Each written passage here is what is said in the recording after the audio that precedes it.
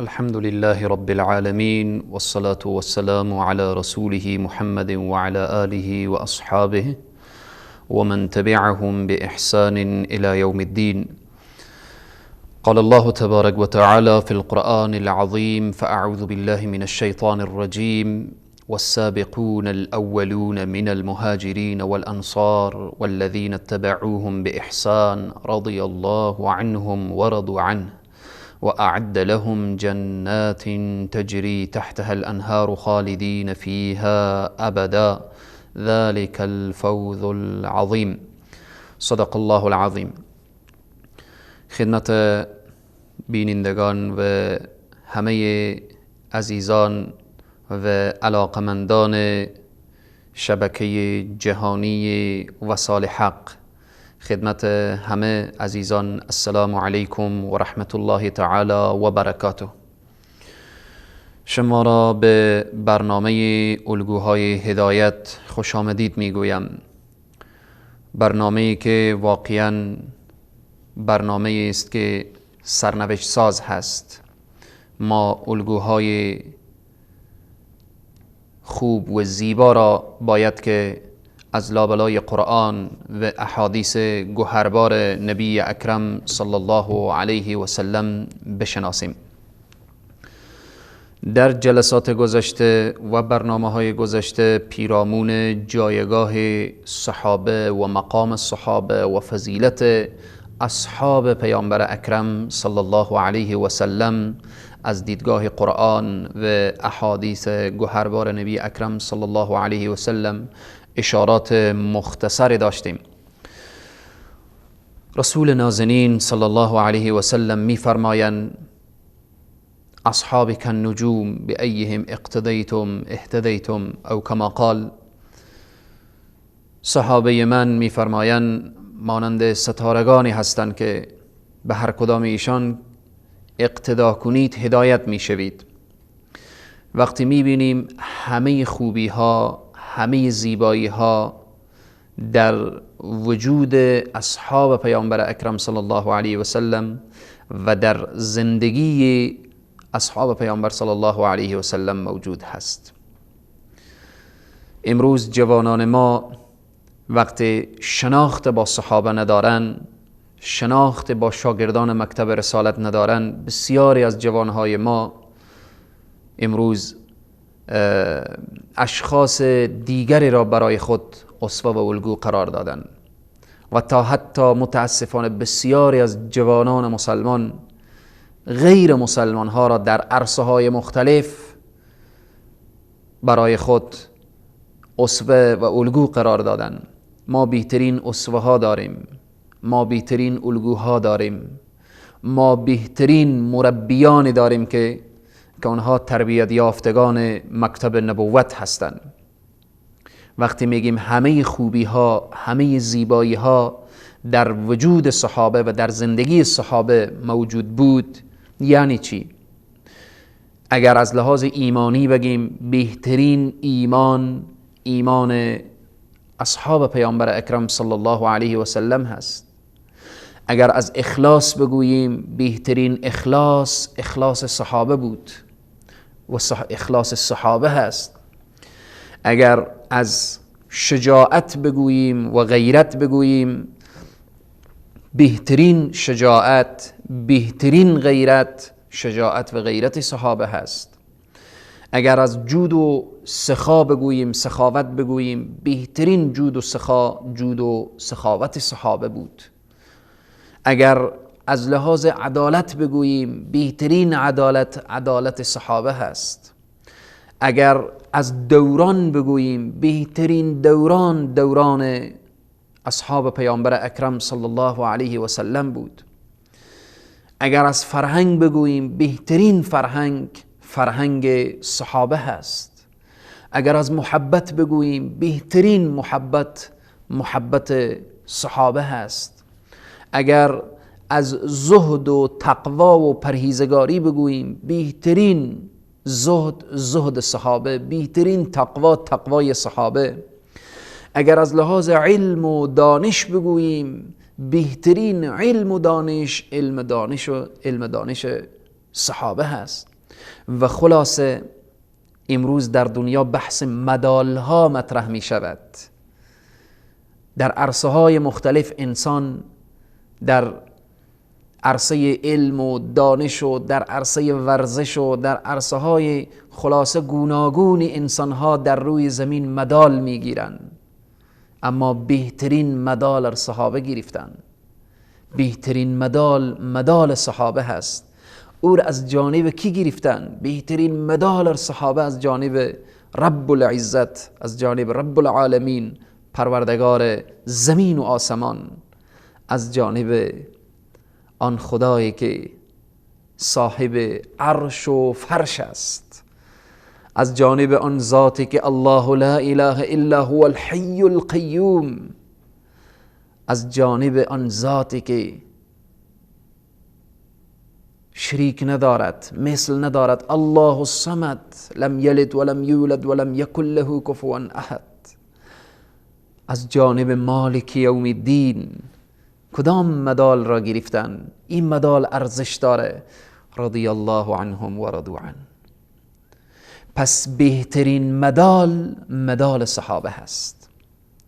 ای انسان مسلمان، من برای تو خواهر و برادر میگویم، اگر میخواهید خوشبخت دنیا و آخرت شوید باید راه صحابه را تعقیب کنید. فإن آمنوا بمثل ما آمنتم فقد اهتدوا.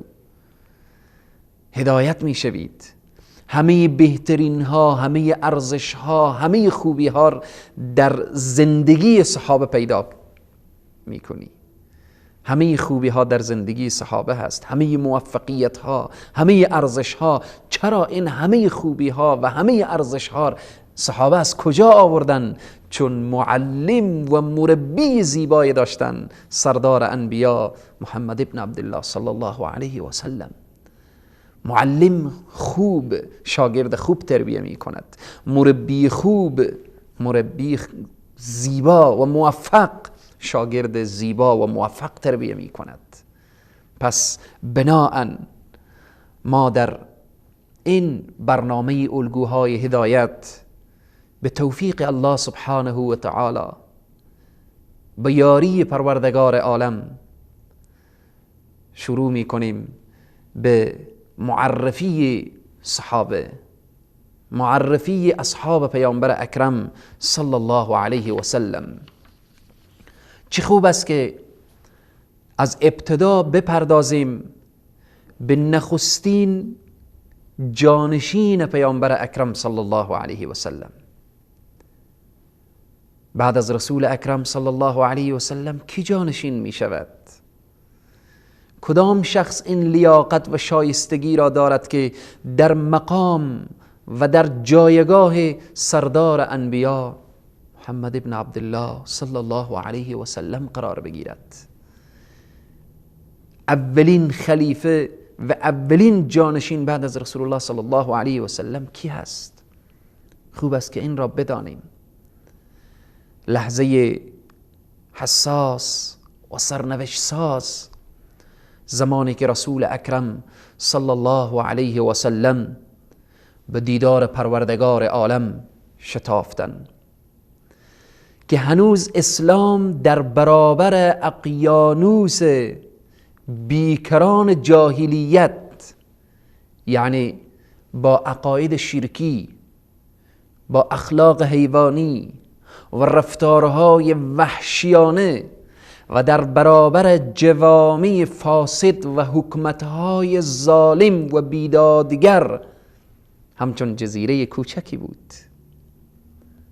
دامنه اسلام هنوز وسیع نشده بود. فقط در برابر حکومتها و قدرتها و امپراتورهای وقت و زمان جزیره کوچکی بود. عربها تازه مسلمان شده بودند. رحلت رسول اکرم صلی الله علیه و سلم بزرگترین آزمایش و مسلمانان بود. ادیان بزرگ قبل از اسلام که پیروان آنها روزی مناطق وسیع از دنیا را در دست داشتن، مثل برهمایی، بودایی، زرتشتی، یهودیت، مسیحیت، پیروان اینها روزی مناطق وسیع دنیا را در دست داشتن. اینها تصمیم حکومت داشتن، تصمیم این را داشتن که در روی زمین حکومت کنن، تصمیم این را داشتن که در روی زمین اینها خلاصه ادعای این را داشته باشن که ما وارث زمین هستیم. ولی الله سبحانه و تعالی انسانهای متقی و پرهیزگار را می آورد وارث زمین می کند. و خلاصه بعد از رحلت رسول معظم اسلام صلی الله علیه و سلم، همه این ادیان، همه این گروه ها، حتی مشرکینی که در اطراف و اکناف جزیره العرب قرار داشتند، منافقینی که از هر طرف انتظار فروپاشی مسلمان ها و نظام مسلمان ها و این حکومت نوپای مسلمان ها هر لحظه انتظار فروپاشی داشتند.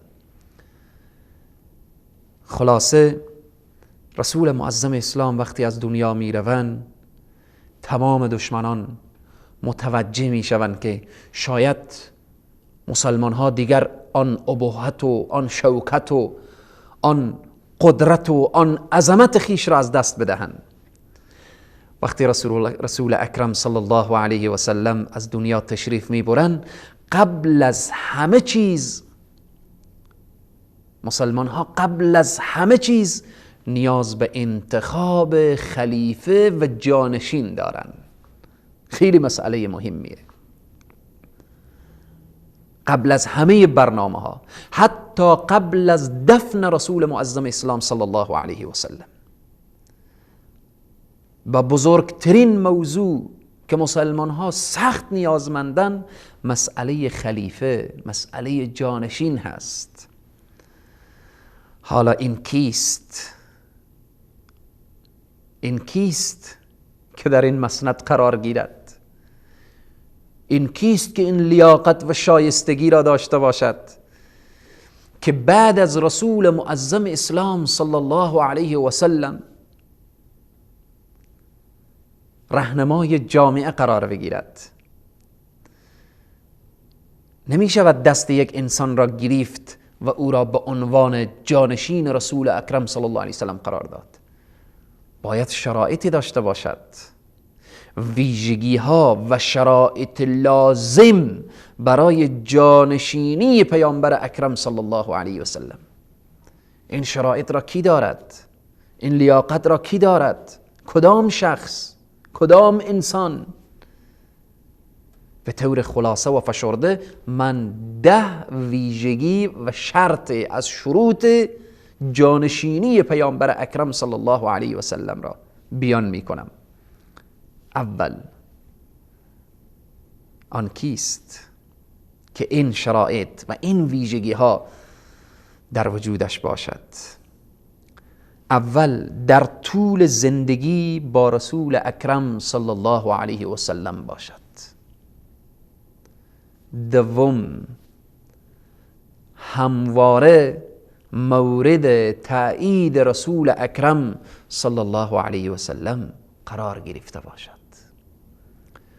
سوم، در امور مهم و اساسی دین جانشین و نماینده قرار گرفته باشد. چهارم، در مراحل حساس که انسان جز فردی را که به او اطمینان و اعتماد کامل داشته باشد به همراهی بر نمیگزیند، او را به همراهی خیش انتخاب کرده باشد. الله اکبر. این کی خواهد بود؟ کدام شخص خواهد بود؟ پنجم، از ویژگی ها و شرایط لازم برای جانشینی پیامبر اکرم صلی الله علیه و سلم، پنجم این که دارای روحیه قوی که در برابر طوفان ها و همچنین در برابر گردبادهای تند تندی که قلوب بسیاری از مؤمنان مخلص را به لرزه می اندازد، این جانشین مانند کوه استوار و ثابت قدم باشد. ششم، تسلی بخش قلوب پیروان پیامبر اکرم صلی الله علیه و سلم بوده و دین و عقیده راسخ را در استقامت و پایداری ایفا نماید. هفتم، از این ویژگی ها در زمان حیات رسول اکرم صلی الله علیه و سلم با اسلام زیسته و از شناخت دقیق اسلام و درک موقعیت آن برخوردار باشد. در تمام احوال، چی در حالت صلح یا جنگ، چی در حالت خوف یا امن، چی در حالت تنهایی یا اجتماع، چی در حالت تنگ دستی یا رفاه، عملی و شیوهی پیامبر اکرم صلی الله علیه و سلم را الگو و نمونه قرار دهد. هشتم، دارای غیرت شدید دینی باشد که محبوب ترین دوستان او مانی اهداف خداپسندانه او قرار نگیرد. نهم، در اجرای خواسته ها و آرزوهای بجامانده پیامبر اکرم صلی الله علیه و سلم بعد از رحلت وی عزم آهنین و شکست ناپذیری داشته باشد. دهم، از این ویژگی ها و شرایط، دهم، از دل بستن به دنیا و مظاهر فریبنده آن چنان گریزان باشد که نظیرش جز در پیشوای او حضرت محمد مصطفی صلی الله علیه و سلم یافت نشود و هرگز در فکر حکمت و گسترش آن برای فرزندان و خویشاوندان خود نباشد. این ویژگی ها در وجود کدام شخص پیدا می شود؟ این شرایط و این ویژگی ها خاصه کدام شخص هست؟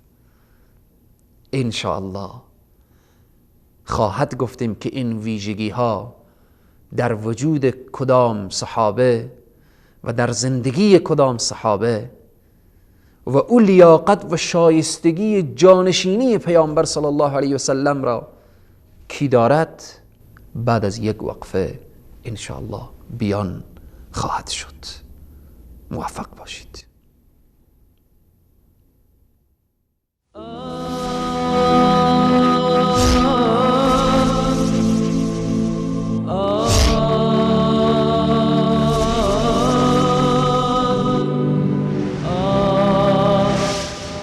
وصال حق، تابشی از قرآن و سنت.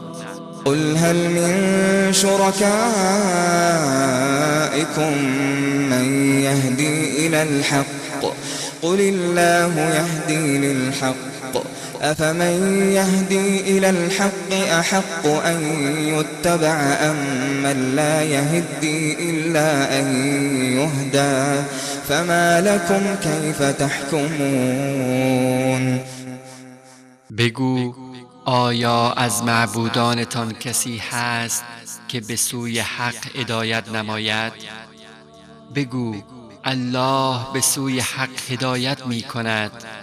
آیا کسی که به سوی حق هدایت می کند بیشتر سزاوار پیروی است یا کسی که تنها در صورتی هدایت می یابد که او را هدایت کنند؟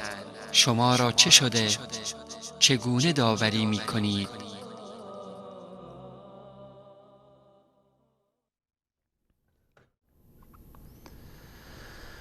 خدمت سروران عزیز و بزرگوار، السلام علیکم و رحمت الله و برکاته. موضوع برنامه ما شرایط و ویژگی های جانشینی پیامبر اکرم صلی الله علیه و سلم. 10 شرط و 10 ویژگی بیان کردیم. حالا این شرایط و این ویژگی ها در وجود کدام شخص هست؟ آیا غیر از ابوبکر صدیق رضی الله تعالی عنه در وجود دیگر کسی دیده خواهد شد؟ در طول زندگی با پیامبر کی بود؟ ابوبکر صدیق رضی الله عنه. همواره مورد تایید پیامبر کی بود؟ ابوبکر صدیق رضی الله عنه. در مراحل خطرناک که هجرت پیامبر اکرم صلی الله علیه و سلم همراه پیامبر کی بود؟ ابوبکر صدیق رضی الله عنه. اگرچه متاسفانه انسانهایی که من نمیگم اونها از علم بدورن، اصلا از عقل و فکر بدورن. کسی که ذره عقل داشته باشه شاید چنین حرفای نگه. در بعضی کتب رافضه می‌نویسه، میگه رسول اکرم صلی الله علیه و سلم ابوبکر در سفر هجرت همراه خود بردن به خاطر اینکه او گزارش ندهد و یا اینکه مشرکین را واقف نکند.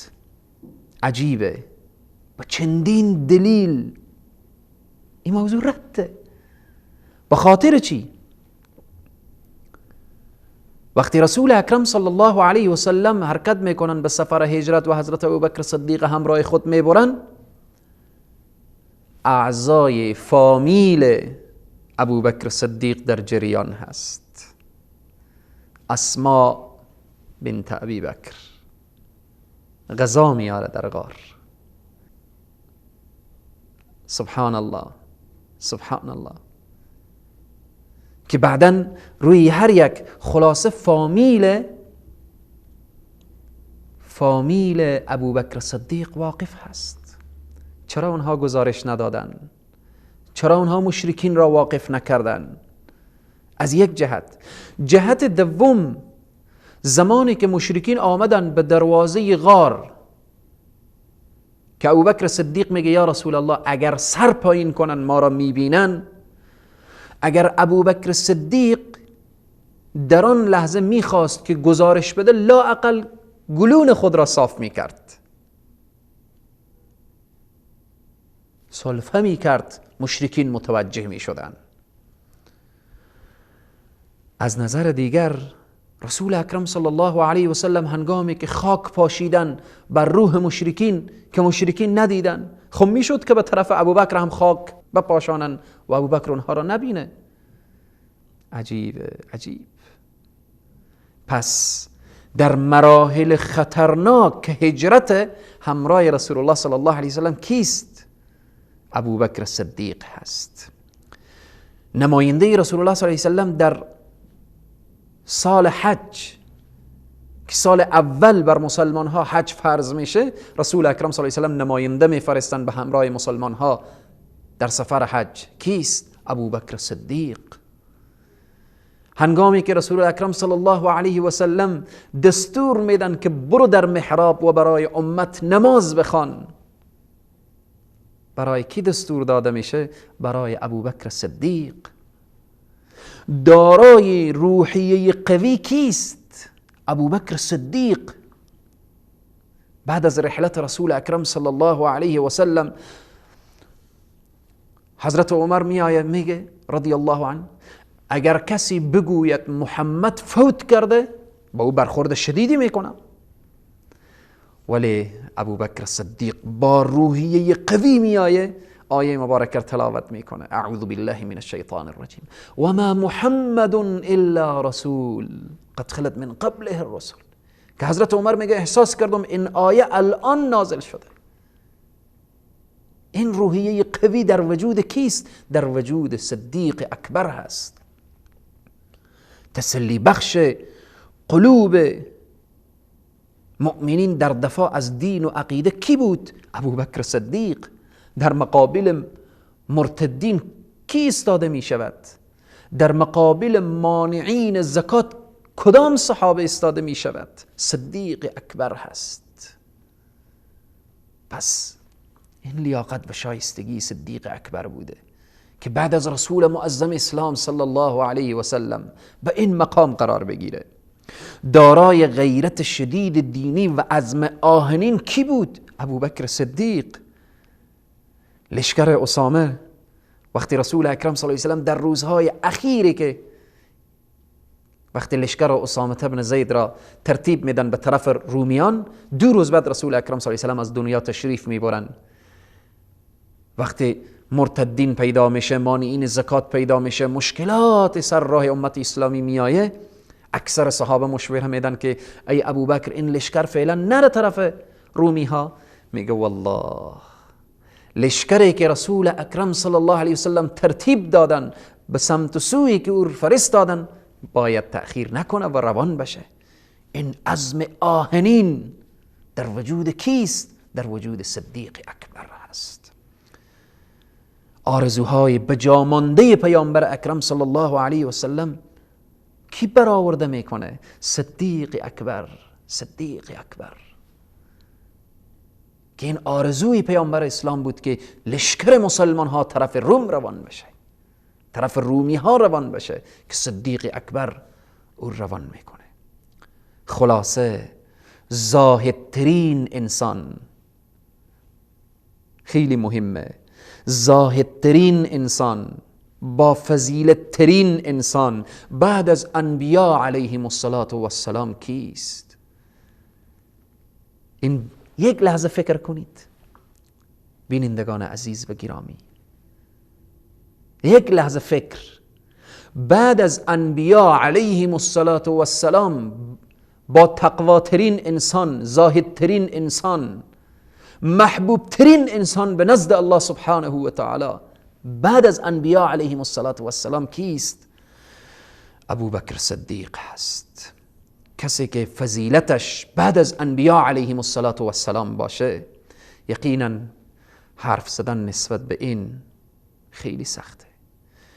فضیلت و جایگاه این شخصیت و این کسی که رسول معظم اسلام صلی الله علیه و سلم اوصافش را بیان میکنن، کسی که تعریفش را، اوصافش را قرآن بکنه، خیلی سخته که انسان بیاید نسبت به جایگاه چنین شخصیتی صحبتی داشته باشه.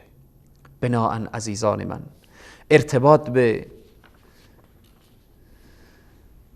اسم و نسب و خاندان و کنیه و القاب و فضائل و جایگاه صدیق اکبر انشاءالله به برنامه‌های آینده صحبت خواهد شد، چون وقت برای ما فرصت نمیدهد.